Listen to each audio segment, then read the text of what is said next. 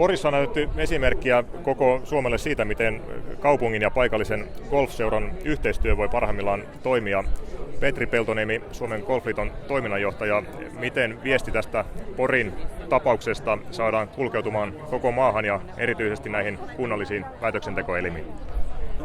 Heti jo tällä viikolla, Pori-viikolla, meillä on loppuviikosta puheenjohtajapäivät, jonne on kutsuttu kaikkien golfseurojen ja golfyhtiöiden puheenjohtajat. Ja siellä mä aion kyllä ehdottomasti jo tällä viikolla viestiä tästä. Ja tietysti syksyllä, kun tapaamme taas alueellisesti seurojen edustajien johtoon, niin takuu varmasti tullaan näistä hyvistä esimerkkeistä koululaisten tuomisesta lajin pariin ja lajin tuomisesta kaupunkilaisten lähelle.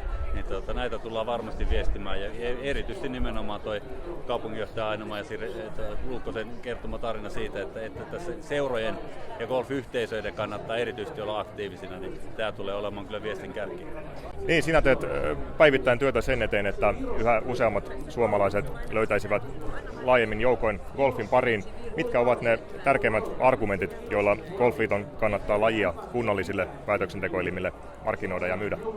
No, tietenkin näin laji-ihmisenä, niin tässä voisi pitää vaikka kuinka pitkänkin esitelmän, mutta tietysti niin tämmöisiä yleisesti varmaan hyväksyttyjä ja kiteytettynä argumentteja on tietysti, että golf on yksi harvoja liikuntamuotoja, jota voi harrastaa ihan lähes vauvasta vaariin. 7-95-vuotiaat voi helposti harrastaa yhtä aikaa yhdessä lajia, jolloin tämä on meidänkin perheessä 3 sukupolven laji. Ensi viikolla olen menossa tyttäreni ja isäni kanssa 3 sukupolven kilpailuun. Ja toinen, mikä on merkittävä asia, mikä on golfin tämmöinen myytti kalleudesta, niin sehän, niin kuin me laji-ihmiset tiedämme, ei pidä paikkaansa. Että todellisuudessa varsinkin junioreille golfin harrastamiskustannukset on samaa luokkaa kuin jossakin muissa lajeissa on kuukausikustannus ja on golfilla koko kauden kustannus.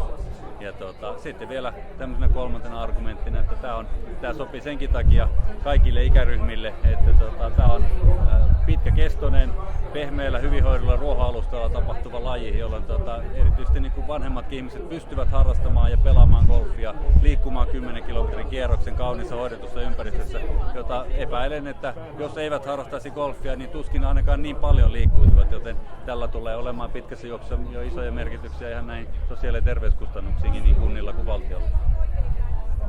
Suomeen on nyt vahvasti rantautunut uusi golfin alalaji, foot golf.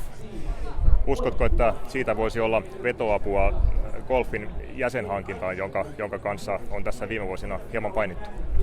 No, uskon ainakin siinä mielessä, että siis footgolf, jalkapallogolfan on tuolta Keski-Euroopasta rantautunut Suomeenkin nyt käytännössä tänä vuonna, että muutamilla kentillä sitä jo voi harrastaa ja kokeilla. Ja maailmalta tutkimus osoittaa, että sankoin joukoin sieltä ei tule uusia golfareita, mutta mitä se mun mielestä erityisesti tekee, että se madallattaa kynnystä tulla katsomaan golfkentälle, että kovin monilla ihmisillä on jo kynnys tulla golfklubin sisäänajo tielle lähteä käymään, että nyt jos lähtee kokeilemaan sitä jalkapallogolfia, niin huomaa, että golfaritkin on ihan samanlaisia ihmisiä kuin itsekin. Ja siinä mielessä pitkässä juoksussa varmaan tuo myöskin uusia harrastajia lajin pariin, mutta erityisesti vähentää näitä ennakkoluuloja. Täällä Porissa on vedetty aika pitkä tie sen suhteen, miten alas lajin aloittamiskynnys on viety.